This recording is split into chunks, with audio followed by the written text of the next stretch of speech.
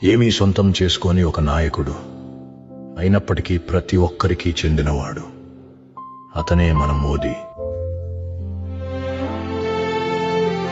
మన ప్రియతమ మోదీ. ఆయనకు సొంతంగా ఏ రాజభవనము లేదు, ప్రయాణానికి ఏ ప్రైవేట్ జెట్టు లేదు. ఆయన సొంత కారు గేటు వద్ద వేచి ఉండదు. పెద్ద బ్యాంక్ బ్యాలెన్స్ లేదు, రహస్య ఆస్తులు లేవు, భవిష్యత్తులో తప్పించుకోవడానికి దాచిన బంగారం లేదు. కోట్లాది కలల కోసం మేల్కొంటారు, దేశ భారాన్ని మోస్తూ నిద్రిస్తారు, తన కోసం జీవించరు, ఒక బాధ్యతగా జీవించడం. ప్రపంచమంతా చూడండి, అగ్ర నాయకులు, అగ్రశక్తులు, ప్రధాన వార్తలు, విలాస భవనాలు, వ్యాపార సామ్రాజ్యాలు, బిలియన్లలోని పేర్లు. నాయకత్వాన్ని సంపదలో, విజయాన్ని డబ్బులో, అధికారాన్ని ఆస్తితో ముడిపెడతారు. అయితే ఇక్కడ ఒక వ్యక్తి ప్రవాహానికి ఎదురుగా నడుస్తున్నాడు.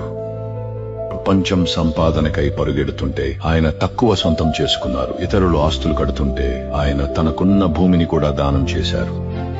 ఇతర చోట్ల నాయకత్వం ముందు నేను, తర్వాత దేశం అని చెబుతుంది. ఆయన నిశ్శబ్దంగా, మొండిగా అంటారు, దేశమే ముందు, ఎప్పుడూ ముందే.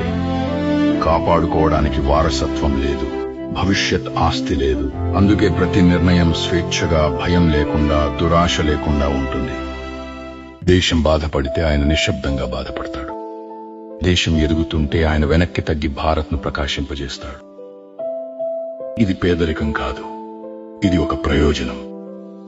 ఇది ప్రదర్శనకై చేసే త్యాగం కాదు, ఇది ప్రతిరోజు ఎంచుకున్న జీవితం. సేవ చేయడానికి వచ్చాడు. ఏమీ లేని నాయకుడు, కాని 1.4 బిలియన్ల హృదయాలకు చెందినవాడు. కొందరు నాయకులు దేశంపై జీవిస్తారు, కొందరు దేశం కోసం జీవిస్తారు, మరికొందరు దేశంగానే జీవిస్తారు. అందుకే ఆయన్ని సాధువు అంటారు. ఆయన కాషాయం ధరించినందుకు కాదు, భారతదేశాన్ని ధరించినందుకు. మా ఆలోచనలో, మా శ్వాసలో, మా జీవితంలో మేము మిమ్మల్ని ఎంతో ప్రేమిస్తున్నాము మోదీజీ.